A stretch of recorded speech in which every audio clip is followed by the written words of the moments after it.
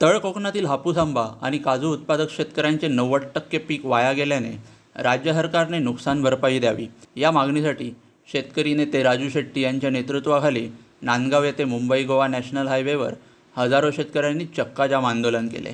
रणरणत्या उन्हात स्वयंस्फूर्तीने हजारो शेतकरी नुकसान भरपाई मिळण्याच्या मागणीसाठी रस्त्यावर बसून होते।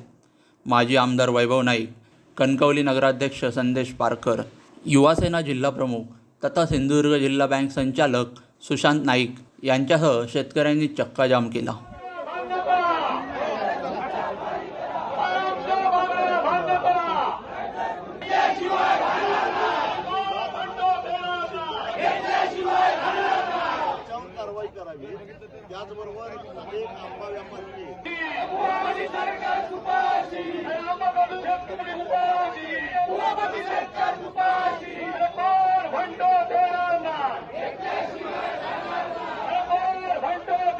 यांना शेतकऱ्यांच्या विरोधात बोलण्यास भाग पडलं। पूर्णपणे आमचा आंबा बागायतदार आणि काजू बागायतदार यांच्यावर चालतो। आज आंबा बागायतदारांवर एकाही शेतकऱ्यांनी पैसे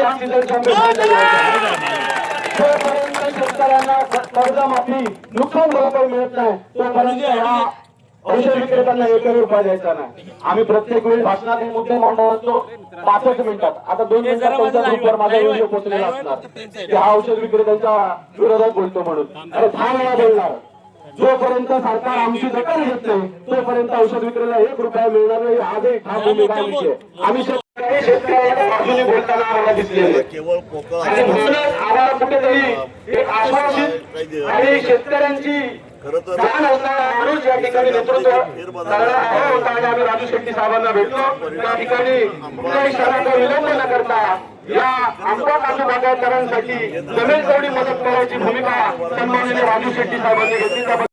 राजू शेट्टी साहेब करतायत आणि राजू शेट्टी साहेबांबरोबर आमचे माजी आमदार वैभवजी नाईक असतील, संदेश पारकर असतील, या संघटनेचे देवगड आणि वेंगुर्ल्याचे अध्यक्ष असतील आणि सर्व शेतकरी बांधव असतील। खरं म्हणजे ही आंदोलन किंवा रास्ता रोको करण्याची वेळ आली कशाला याचा विचार सरकारने केला पाहिजे। कारण ज्यावेळी तुम्ही काल आम्ही ज्या भागात या आंदोलनाचा प्रसार करण्यासाठी फिरत होतो त्याच्या मागोमाग पोलिसांची एक रॅन आमच्या बरोबर यायची। तिकडच्या काही शेतकऱ्यांना त्या ठिकाणी नोटिसा द्यायची। त्या नोटिसांमुळे कुठेतरी हे आंदोलन दडपलं जाईल, कुठेतरी संख्या कमी होईल असं त्यांना वाटलं होतं। पण शेतकरी आता मित्रांनो जागा झालाय, आता शेतकरी थांबणार नाही। या आंदोलनाची इतकी भीती वाटली की आपल्या आंदोलनाची खरी त्यांनी दखल घेतली म्हणावी लागेल। या आंदोलनाची त्यांना भीती वाटली असावी म्हणून सगळं ट्रॅफिक हे त्यांनी वेगळ्या वेगळ्या मार्गाने वळवलेलं आहे। चांगला धडा या ठिकाणी शिकवला जाणार। या ठिकाणी मी आपला जास्त वेळ घेत नाही।